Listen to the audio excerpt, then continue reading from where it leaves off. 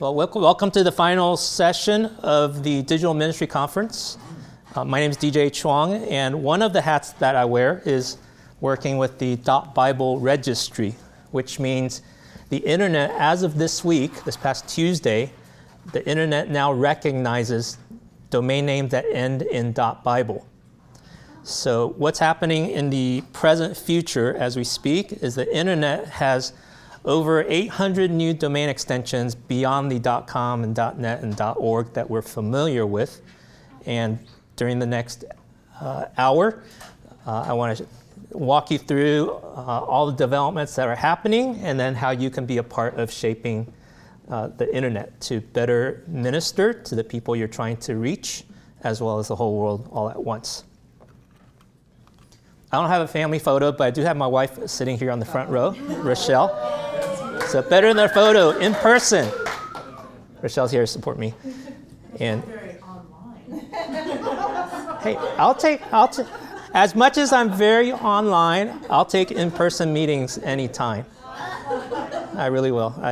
Yeah, that's a whole nother conversation. But so in the span of less than 10 years, from 2005 to 2013, technology, digital personal technology has transformed how we live and how we do everything. This is a photo of St. Peter's Square, and people were lining up to see the Pope, get a glimpse of the Pope, right?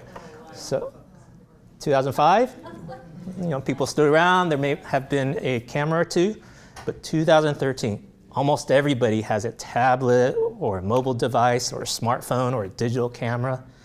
And 8 years later from today, who knows what we'll be using. There's some predictions about it, but one of the essential links are domain names. And I want to show you why that is. So today, the population, over 7.2 billion. I'm not a statistician or the census taker, but I think that's going to reach 10 billion within our lifetime. And a growing number of them will be using mobile social accounts and social media and internet.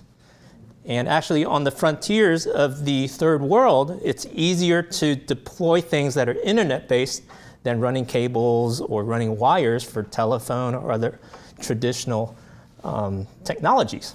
So even, for example, Google, one of our leading technology companies today, they're exploring using balloons to launch internet connections into remote locations. And so internet is going to become more and more a part of our lives in the very near future.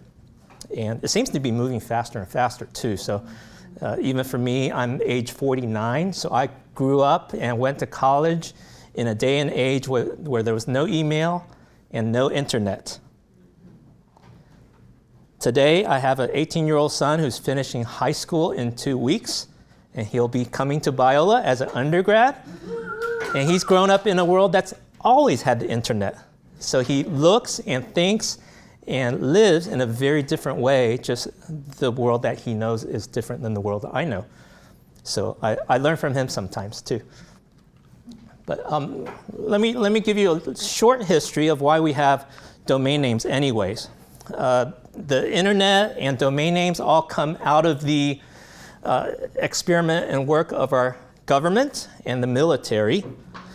And I think it was around 1995 to 1997 when the internet became mainstream, available to the public. But it's been around since the 60s, actually, underneath. And back in the 80s and 90s, you only had 6 domain extensions: .com, .net, .org, .edu, .gov, and .mil. Gov for government, mil for military. And the people that architected the internet thought that's all you needed to organize all the websites and the content on the internet. And that was just 1995. 20 years later, look at how the world has changed. And one of the main reasons they had domain names was to make the content on the web easier to access. Because underneath those names are numbers that look like this. These are called IP addresses, IP standing for Internet Protocol. So underneath of the domain names that we use today, including biola.edu, is a number that looks something like this, that the average person doesn't have to see, but the computers have to see. And these are actually real IP addresses for those of you that want to poke around and check them out. You can look for some Easter eggs. And the Internet Corporation is the nonprofit organization that's international and manages this whole Internet naming convention. And they allow up to 63 characters before the dot. And so a few people have been very creative with coming up with very, very long domain names. But as you may know, in your experience, when you have a very, very long domain name, it makes it kind of hard to use, right?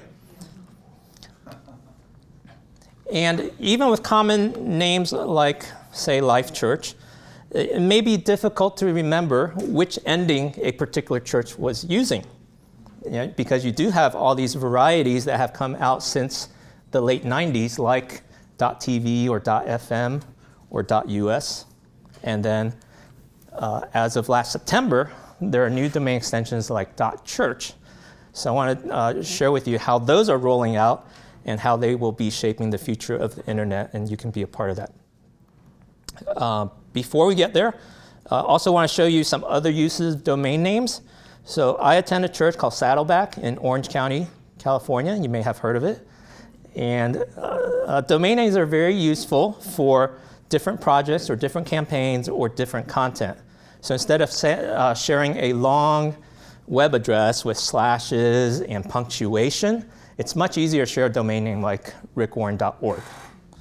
And so the powers that be, the people that manage the internet, recognize that as the population is growing and as the internet usage is growing, it seems helpful to have more domain extensions to help categorize all the content on the internet that's meaningful and easier to remember and easier to share.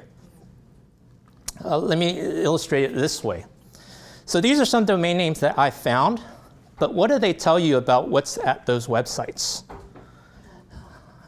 I know we have Wi-Fi here, so some of you can look instantly, but looking at the first one, ccvonline.com, what is that? You want to take a look and then tell us? Who's fast on the dial? Okay, so CCV Online is actually a church website. Central Christ Valley Church. And they've changed that domain name to a .church since then, but their old domain was that. But it doesn't tell you what it is. And when it doesn't tell you what it is, the memorability goes down and the usability goes down. cc.com, who uses that one? Chapel? No, not quite. There you go, Comedy Central. We have a comedian in our midst. AspireVelotech.com. We have any bikers here? Okay, so that's, Velo is a Latin or Greek or something acronym for bikes, but that's a bike website, but you wouldn't know it once you're into that. Crossroads.com, any guesses there? No, it's actually a church site. Gateway People. That is also a church website, but it's a good guess, but it doesn't tell you. Delicious. It's a social bookmarking thing, but it doesn't tell you what it is, and it kind of uses the extension in a creative way. So again, domain names can be used very creatively. How about O2O.org? Okay, H2O Church, but just looking at that, it doesn't tell you. But it's kind of creative, right? And then Vine.co? Not quite. Anybody use Twitter? Anybody use videos on Twitter? That's the Vine video app that goes with Twitter. You can make, is it 6-second videos? Right, 6-second videos that shares on Twitter. And people do very creative things in 6 seconds. But see, this one is to illustrate that even apps need a domain name. those long URLs with iTunes and stuff, not real easy to share. But if I just tell you vine.co to get the app, much more efficient, much more memorable, much more useful. So meaningful, easy to spell, easy to say. Does it pass the radio test? I'm thinking of a church that I've connected with in Virginia called New Life. Very generic name. And because it's such a generic name, they had a hard time finding a domain name. And their domain name is currently newlifeforme.com. Easy to say, but not quite easy to spell, because is it the number 4, or is it FOR, or something else? It's actually the number 4, but not real useful. So we had a conversation a week ago, and they're in process of changing over to newlife.website, which is a little better. It doesn't tell that it's a church, but it is a better, more easy to share domain name. Shorter is better. Refrain from abbreviations and numbers, and do not use hyphens. Hyphens are easy to read, but they're not easy to say, right? Yeah, so for example, here's a domain name with a hyphen, eggsalad-armpit.com, because all the good names were already taken. So this is a situation that people run into more and more as people are launching more websites and more apps, and more people are getting online. Now, part of what precipitated all these new domain extensions launching is that the internet has run out of 4-letter .com domain names. .com domain names are very popular and has become the default, but there's not a lot available in the 4-letter space. And so the powers that be decided that the world would be a better place with more domain extensions that are meaningful. And they opened up an application process back in 2011. And as the video said, over 650 applicants put in a 500-page document, put in a six-digit dollar amount for the application fee to apply for these new domain extensions that are now in various stages of being launched or already launched. So I myself personally work on .bible domain names, and I'll be sharing a bit more with you on that. And in this particular audience, you may be interested in .church as a domain name for those of you that have church ministry, and perhaps .events, .media, and .digital are new domain extensions that may be useful for you. And there's hundreds and hundreds more. But this is just a quick snapshot of what's available now on the internet. This is an illustration of video channels. How many remember the good old days when there was only 3 channels, ABC, CBS, and NBC, right? And then Fox comes along, and then CNN opens the floodgate, and now we have ESPN, we have Cartoon Network. Comedy Central isn't on here. I need to get that icon on here. And then now with the internet, we have hundreds and thousands of news stations that are beginning to establish their place in cyberspace and taking up space on your smart TV or your mobile phone. And so we're accustomed, this generation and the next is accustomed to a world that gives you choices and things on demand. And that's beginning to seep into the domain world as well. So one of the questions that often comes up is, well, who's going to go off of .com? Well, it's just a matter of time. People in our generation and the next love having choices and keeping things organized and things making sense. This is a quick snapshot of all the new domain extensions that are currently available today. So there's over 850 of them. The longest one is .cancer research. So some people that are in the medical community thought that would be a useful domain name. So you could type in lung.cancer research and get information about lung cancer. And there's just hundreds and hundreds more. Now, what's actually historical, what's a historical breakthrough is not just that we have 850 new domain extensions to help better organize the internet. It is the first time in internet history that the non-English world can get a domain name in their own language. So you can get Chinese domain names, Korean, Japanese, Russian, Hebrew, Greek, whatever other languages with an alphabet. Oh, Arabic. Arabic has its own domain extension. And so it used to be, before 2014, non-English speaking population would have to switch their keyboard to English to type in a domain name, and then switch back to their native language to look for their content or to create content. Well, this has really opened up the entire world to the internet so they can better communicate with each other and share with the world. So the vision for Bible is to become the trusted online source for all things Bible. And its mission is to spur Bible engagement, translation, innovation, and global partnerships so that all people may experience the life-changing message of the Bible. Now, how many of you in this room have a smartphone or mobile device? Okay, so by having domain names that are in common usage, you can immediately reach someone with the Word of God. And we're providing a platform for ministries and churches to really flourish around the Word of God. Let me give you a few examples of what we anticipate could be happening in the near future within the year. So there's a number of articles that have been describing how the millennial generation and American society is becoming more and more Bible illiterate. They don't really know what John 3:16 means. So one example of that was a quarterback named Tim Tebow, and he used some marker to say John 3:16 on his face. And on that day, the Google search for that phrase was like skyrocketing, and people were looking, trying to figure out what that was. Now imagine a domain name as a sign. So when you show a domain name, hey, people can act on that.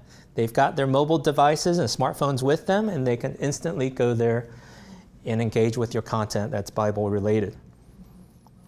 This would be useful on Instagram too. There's actually one of our keynotes mentioned how they have images with the Bible app now, but Habakkuk 2:14 to the average person on the street, what is that? What do they do with that? But if it were a URL, they can instantly act on that and go to that location and see what's there. So potentially it can reshape how we access specific verses in the Bible. Those of you that may be history majors, do you know when we got chapters and verses as part of our Bible? What time in human history? Around 900 with Stephanus, I think? A little bit later than that. It came closer to when the printing press was invented. 1700s. Around 1700, so we're talking about 400 years. And so perhaps with the introduction of .Bible and the internet becoming such a big part of our lives, perhaps we are on the brink of seeing how the Bible will be accessed differently in our generation. This is a pastor in a large church in Atlanta, Georgia, a guy named Andy Stanley. And perhaps churches will be adopting .Bible domain names for their Bible verses. And so that everybody can get on the same page, literally, through the devices that are already with them when the pastor says, open, instead of saying open your Bible, they can say, pull out your personal device and go to Matthew.Bible/6.24. And so you can get everybody on the same page. You don't have to worry about Bible translations. You don't have to worry about what page number. People can instantly get there. How would that change the Bible engagement of the people you minister to? I think it can help a lot. Would that be in like all the Bible versions? Well, this is yet to be defined. So I would recommend that all the Bible versions will be available there. And there are technologies like cookies that can save preferences so that you can instantly access the right Bible version that your pastor is preaching from. And next slide can illustrate that. So there's a pastor I've been connecting with in one of the suburbs of Dallas, Texas, and he's planting a church called Trilogy.Church. And in his past, he's got some tech background, so he appreciates the value of a domain name. So he launched his church and his website with a .church extension. And as I had opportunity to talk with him, he says, oh, Trilogy.Bible would be a great complement to having his church name associated with the Bible. And then on Sunday morning, as he welcomes people, he can say, open your device, go to Trilogy.Bible, and instantly he can have a landing page there with today's sermon notes and the verses that he's teaching from. And then during the course of the week, it can be the place where people get past sermon notes or the Bible version the pastor preaches from, and it's automatically in sync. People don't have to wander on the internet trying to find the right version and what the pastor was using. Right. So this is in the near future that I think we can be a part of creating. One of the quotes from Wayne Gretzky: "You need to skate where the puck will be, not where it has been." And so, as all these new domain extensions are rolling out, this is our opportunity to shape the future of the internet.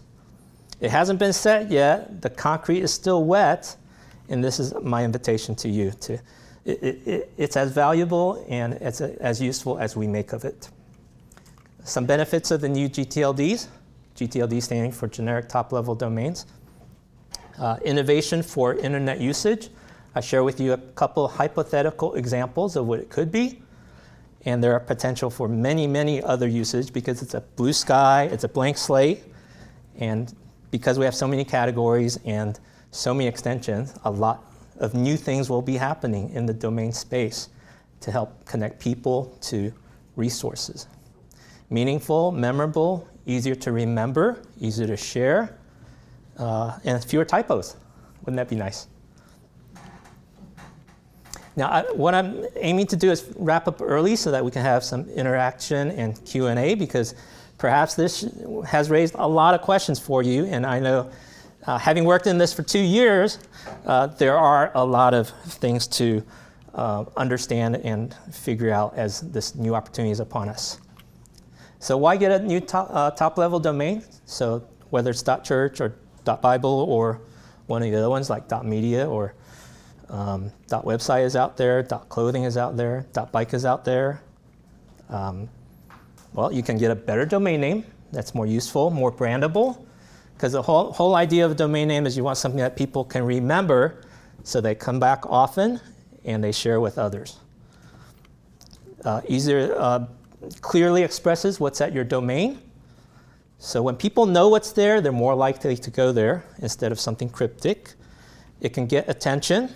In this time, in the next couple of years, when you use a new top-level domain, you stand out. People say, hey, what is that?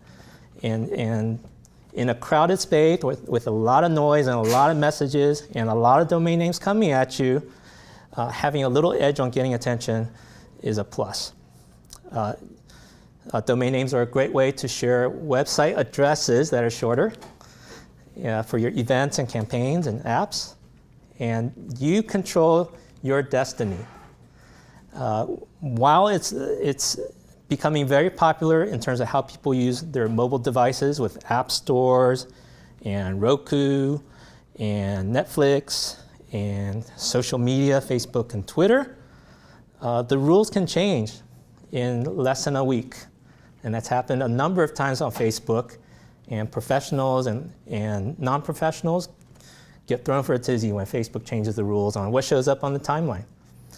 Did you know if you have 1,000 people that like your page, today, less than 6% of those 1,000 people that have liked your page will ever see your page update. So that would be what, 60? So even if you have 1,000 fans that have liked your page for your ministry or for your product or for your service, less than 60 of them will ever see your page update because Facebook is constantly adjusting the algorithm to keep people engaged on their platform. And Facebook has, I've heard, Facebook has advised marketers that you can assume that unless you pay, your updates will not show up in people's timelines. So it's a pay-to-play space if you want to engage people on Facebook. So that's upon us, and that's just in reality. But when you have a domain name, you control exactly what is there when you're the registered owner that's renting for 10 years. And here's how you get these top-level domains. So the company, the organization I work for is called a registry. So we actually manage and steward the digital address book, but we don't actually sell domain names to the public. There are companies like GoDaddy and Register and Name that sell these domain names. And the average retail price, it is a little higher than the .coms and .nets, but there's a premium value because they're meaningful. They're averaging on $25 per year. .bible, we're still adjusting our pricing strategies, but we're looking to place it a little higher because we don't want people just buying domain names to sit on them and trying to sell them for a profit, like cyber squatting or investing. We really want to encourage people to use them and to use them to positively promote the Bible. So we're fine-tuning our pricing strategy to fit the right people and to help make .bible a place where you can find trusted online content. And as of this week, as of Tuesday, nic.bible is a real website address that you can go to and pre-register your interest in domain names that you'd like. And then when we have the official date set, you'll be the first to know about the domain names that you're interested in to further extend your ministry and your reach in teaching the Word of God. And my closing slide is this. Domain names are the missing link, or they're the link between people and your web app and website and your ministry. And behind every screen is a person, and every person has a story. Domain names are not just about domain names, they're about people made in the image of God, and we have the opportunity to reach them with the life-changing message of the eternal Word, and encourage you to consider how this may be a part of your ministry and your witness and your churches and organizations. We hope you enjoyed this message. Biola University offers a variety of biblically centered degree programs, ranging from business to ministry to the arts and sciences. Learn more at biola.edu.